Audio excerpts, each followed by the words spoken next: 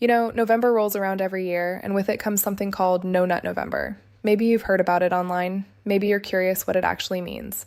For your health, should you try it? Could it help you? Or is it just another internet trend without much behind it? Well, I'm Dr. Nerea Wolf, urologist and pelvic surgeon, and if you've ever had questions about sexual health, ejaculation, or what's truly best for your body, I'm glad you're here. This is a space where we talk openly, honestly, and with compassion about the topics that matter to you. Today, we're going to explore semen retention, what it is, where it comes from, what the science actually says, and whether it's something you should consider. Let's walk through this together with clarity and understanding. So first, what exactly is No Nut November? At its core, it's a challenge where people avoid ejaculation for the entire month of November.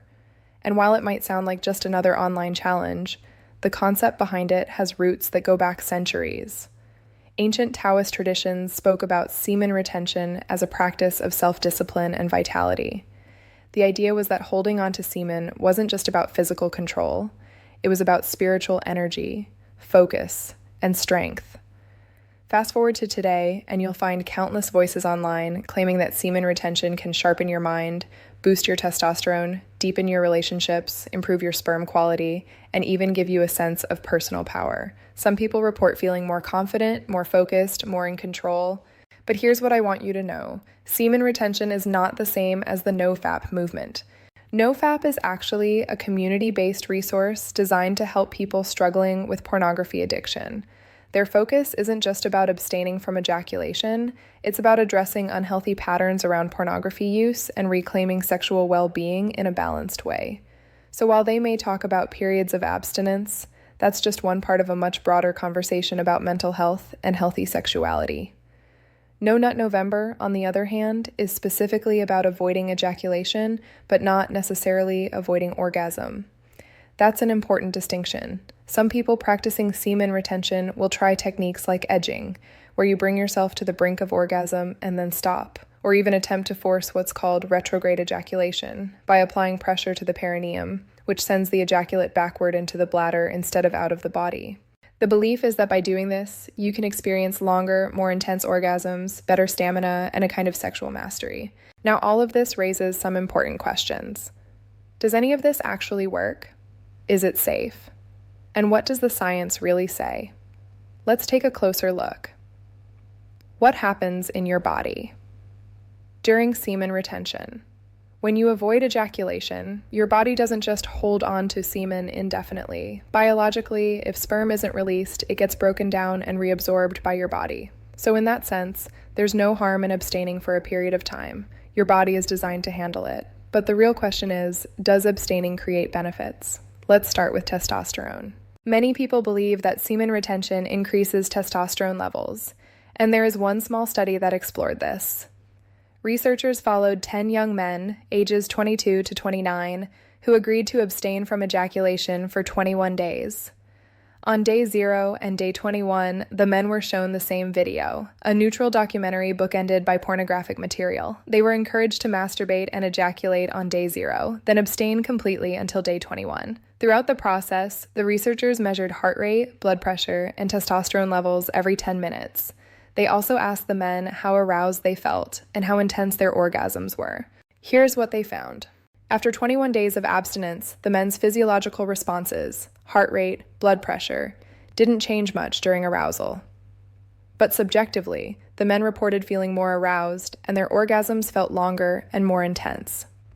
And here's the interesting part. Starting at the 20-minute mark during the second session, testosterone levels began to rise and stayed elevated throughout the arousal period. Now, does that mean semen retention magically boosts testosterone long-term? Not exactly.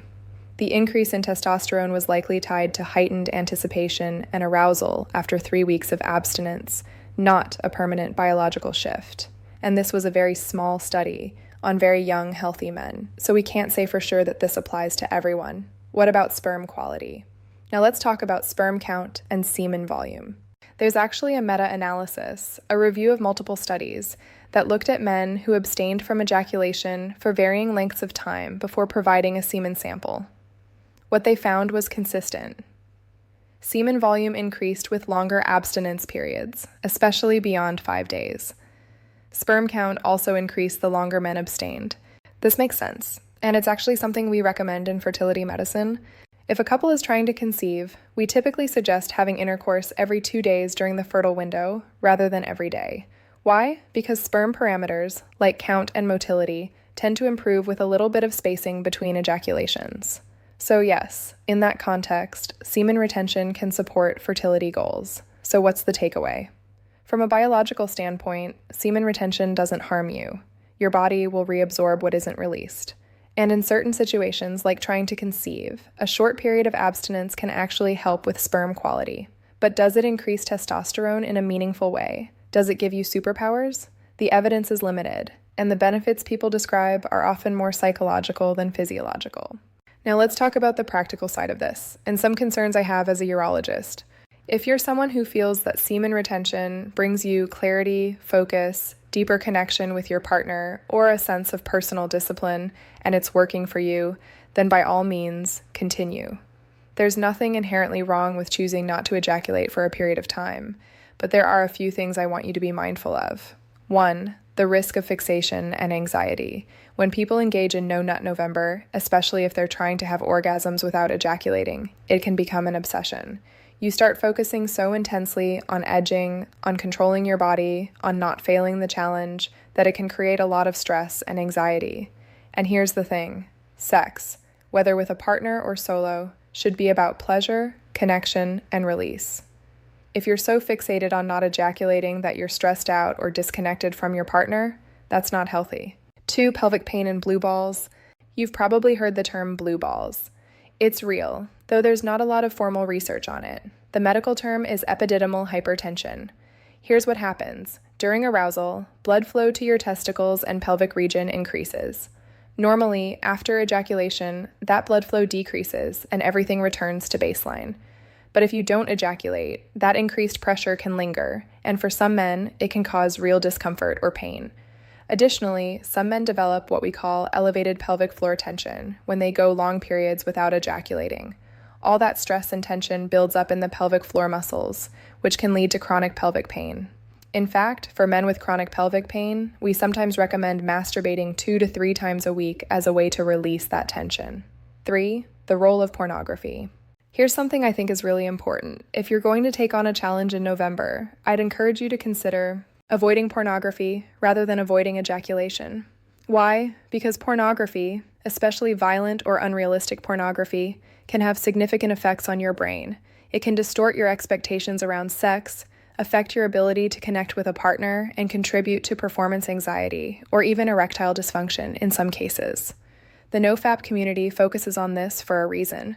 Pornography addiction is a real struggle for many people, and stepping away from it can lead to genuine improvements in mental health, relationships, and sexual well-being.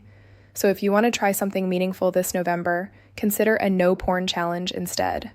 That might serve you better than simply avoiding ejaculation. Here's what I want you to remember.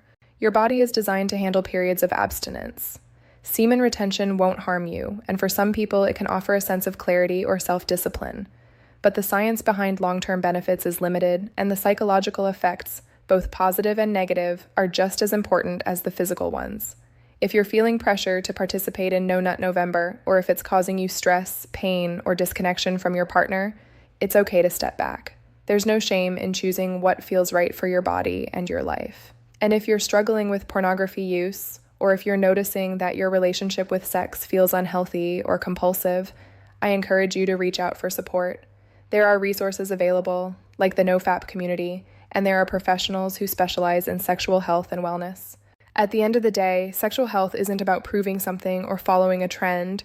It's about understanding your body, honoring your needs, and making choices that support your well-being. So whether you're trying No Nut November, reconsidering it, or just here to learn, thank you for showing up for yourself. That's what matters most.